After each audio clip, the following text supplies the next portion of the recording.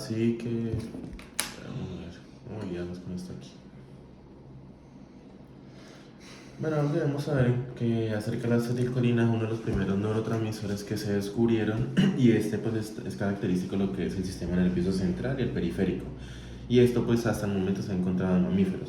Se participa en distintas regulaciones en los sistemas distintos, como lo que es el estado de vigilia, la activación eléctrica de las neuronas del cerebro, del encéfalo y en la memoria también. Pues las neuronas que producen acetilcolina son conocidas como neuronas colinérgicas.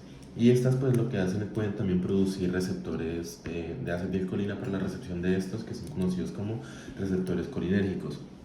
Y esto todo en general como tal se llama un sistema colinérgico. Siempre lo que tenga que ver con la acetilcolina es colinérgico. La acetilcolina pues se sintetiza a partir de la colina, que es un nutriente esencial, el cual se produce en el hígado y pues obviamente al inicio con la ingesta de los alimentos, pero se produce principalmente en el hígado y se almacena dentro de lo que es las neuronas colinérgicas. También se sintetiza pues con el acúmulo ¿de qué? De lo que es la acetilcoenzima A, la cual la acetilcoenzima A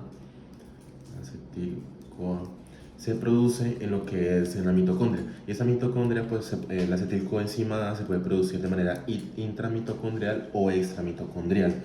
Y esta pues está influenciada por lo que es la acetiltransferasa, o también conocida como la CAT. Entonces, lo que es la combinación de la acetilcoenzima A, la colina, y como la ayuda de la enzima acetiltransferasa, se forma lo que es la acetilcolina. Prácticamente esto es lo que es la formación de la acetilcolina, pero esta se acumula principalmente en lo que son las vesículas. Estas son las vesículas de acetilcolina y se mantienen ahí. Ya lo que es la acetilcolina, como se encuentra dentro de la neurona, se puede liberar de manera libre, o sea, se puede liberar simplemente de manera libre al espacio intersináptico, o se puede liberar en las mismas vesículas de acetilcolina. Es transportada hasta en el interior de las vesículas hasta que se libera por exocitosis. Listo, pero esto para primero se requiere un estímulo que motive la salida de esta neurona, que sería un potencial de acción, el cual llega a lo que es a la terminal nerviosa del axón, o sea, la región donde está prácticamente la acetilcolina. ¿Y esto cómo ocurre? Pues el impulso nervioso lo que hace es que genera un potencial de acción, que principalmente está en 70 MB, pero este potencial de acción puede llegar a entre más 20 MB o más 30 MB. Entonces pasa así y hay una despolarización, se libera harta energía, llega acá, listo. Aunque lo principal para que llegue a un rango puede ser entre 0 o menos 20. Ese es como un rango que debe llegar para que se dé ¿qué? Esto que es lo que se abran los canales de calcio. Es necesario que pase del menos 20 para que se abran. Entonces, como se abren estos canales de calcio... ¿Y cómo se le llama a eso? ¿Qué cosa? Para lo que usted digo, eso. Es una despolarización. Entonces, como aumenta, así, es una despolarización, que es la liberación de energía como tal. Cuando es ¿Una repolarización? Siga, no voy a Y confundir. peor es cuando está más abajo de 70. Ajá. Y entonces se abren lo que son los canales de calcio. Este calcio entra lo que es a la neurona colinérgica y actúa con lo que afecta algunas proteínas como aquellas que están involucradas en la exocitosis, o sea, la liberación de las vesículas. Como por ejemplo la sinaptotagmina, que esta funciona como un sensor del calcio y lo que regula es la fusión de la membrana. Entonces, como altera eso, permite que las barreras de la membrana sean débiles y permite que se liberen las vesículas con la acetilcolina al espacio presináptico. Como tal, esa es la parte principal. Ya después, cuando se libera la acetilcolina, pues como dije, se queda en la hendidura sináptica o en el espacio intersináptico. Esa se mantiene acá. Mientras tanto, para que la sinapsis como tal se pueda realizar entre la neurona presináptica, que es la que envía la información, la que la libera, a la neurona postsináptica, necesita unos receptores. Y esos son receptores muy específicos para que se une lo que es a la acetilcolina. Entonces estos receptores colinérgicos tienen que permitir que la acetilcolina se una a ellos prácticamente. Estos receptores lo que hacen es que traducen la señal emitida del neurotransmisor, que en este caso es la acetilcolina, para emitir lo que es una señal. Y como dije, tienen que ser receptores específicos, receptores colinérgicos, porque, por ejemplo, un ejemplo, lo de la serotonina, un receptor de serotonina, llega aquí la acetilcolina, entonces no lo acepta. En cambio, si está el receptor colinérgico, sí se le acerca, o sea, sí se adhiere al receptor y genera el impulso nervioso, pero de resto, no, tienen que ser receptores muy específicos. Entonces, los receptores que aceptan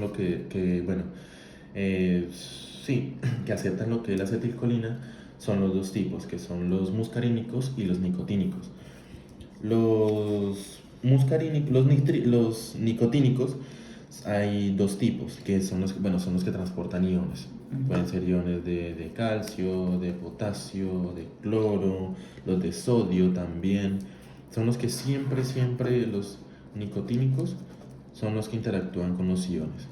Los Siempre. nicotínicos son los de canales, Sí, son los que interactúan con iones. Eso hasta ahí. Nicotina. Y ya pues de estos hay dos tipos que son los receptores N1 y los N2. Los N1 son los que actúan con el sistema nervioso central, que sería el encéfalo y con la médula espinal. Y los N2 son los que trabajan con lo que es el músculo esquelético. Por ejemplo, así digamos que este es un brazo, trabaja con el músculo esquelético. Y estos, pues, como dije, son los que interactúan con los iones. Eso hay que tenerlo en cuenta. Y los otros tipos ya son los muscarínicos. Estos muscarínicos son los que trabajan o interactúan con lo que son los metabolíticos, o sea, con los... Sí, metabolitos. Los muscarínicos son metabotrópicos y actúan con lo que son los metabolitos. Y estos, pues, son un receptor de membrana de 7 dominios. Cuando dice un receptor de membrana de 7 dominios, es como nos explicó el profesor de fisiología en el ejemplo, en la última clase, que se ve como una S. Como no, la proteína G, que es así, un receptor es tipo así. 1, 2, de 7. así, de 7. 1, 2, 3, 4, 5, 6 y 7, así. Esos son los receptores de 7 dominios. Y pues de esto hay 5 grupos, que son los M1, M2, M3, M4 y M5. Esos son los que son. Entonces cada grupo como tal tiene una función en específica, como por ejemplo el M1, el M4 y el M5, lo que hace es que tienen una función de memoria, aprendizaje y lo que es el sistema nervioso periférico. O sea, ¿se acuerdan lo que es periférico, cierto? Sí. ¿Se acuerdan? Los nervios, los Claro, nervios los- encefálicos, los nervios espinales. Todo lo que sale Sí, todo lo que salen del sistema nervioso central, Ujú. nervios encefálicos, nervios espinales, así. Esos son los que interactúan con ese sistema nervioso periférico y, como dije, con la memoria y el aprendizaje. El M2 lo que hace es que trabaja con el sistema cardiovascular, porque lo que hace es ayuda a una homeostasis, a un equilibrio de lo que es la frecuencia cardíaca. Cuando el cuerpo está con una frecuencia cardíaca muy alta, ya sea una taquicardia, por ejemplo, entonces el cuerpo lo que hace es que con la M2 disminuye esa frecuencia cardíaca. O sea, lo que hace es que la baja, siempre va a estar en regulación. Y lo que es la M3... ¿Y si está baja la multa? No, solo le disminuye. Esa es la función, disminuye la frecuencia ¿Será que cardíaca. el antagonista lo aumentaría? No deja que se disminuya. Entonces, como no tiene efecto, entonces no deja que se disminuya. Pero siempre imagino que se van a activar, porque eso es algo de homeostasis, de regulación en el cuerpo. Y ya lo que es el M3 es interactuar con lo que es los músculos lisos y ayuda con lo que es el peristaltismo. Digamos que está un intestino, aquí está el bolo alimenticio, entonces ayudan con el peristaltismo. Y ya por último, algo que no habíamos explicado antes, que bueno, cuando la acetilcolina ya llega y activa el receptor, envía el impulso nervioso a la neurona postsináptica, esta acetilcolina vuelve al espacio presináptico, se libera otra vez acá. Y entonces se encuentra con una enzima llamada acetilcolinesterasa. Entonces esa acetilcolinetransferasa, Creo que en el espacio presináptico. siempre va a estar aquí en este espacio, digamos, son estas. La Eso es lo que la acetilcolinetransferasa. degrada, ¿no? Entonces, Como ya la acetilcolina tuvo su función, activó el receptor, envió el impulso nervioso, se libera otra vez en una hendidura sináptica, la acetilcolinetransferasa, lo que hace es que degrada prácticamente, entonces hace que se ¿Cuál? convierta. Acetilcolinetransferasa. Transferasa. La Pero- transferasa es la que Pero, degrada. pero esa también Ah, es no. la que une. No, porque esa es la Acetilcolinesterasa. acetilcolinesterasa, eso, y esta es la acetiltransferasa. Ah, esta es colesterasa y esa Colinesterasa y esa es transferasa, y listo. Entonces sí, prácticamente hace que la degrada, entonces se convierte en acetil y en colina. Literalmente esta coge y la divide, se vuelve en acetil y en colina. Y esta colina pasa otra vez a lo que es a la neurona presináptica o a una neurona colinérgica por canales de colina. Literalmente los canales de colina permiten que esta entre y por eso siempre va a haber colina en las neuronas, siempre va a estar almacenada.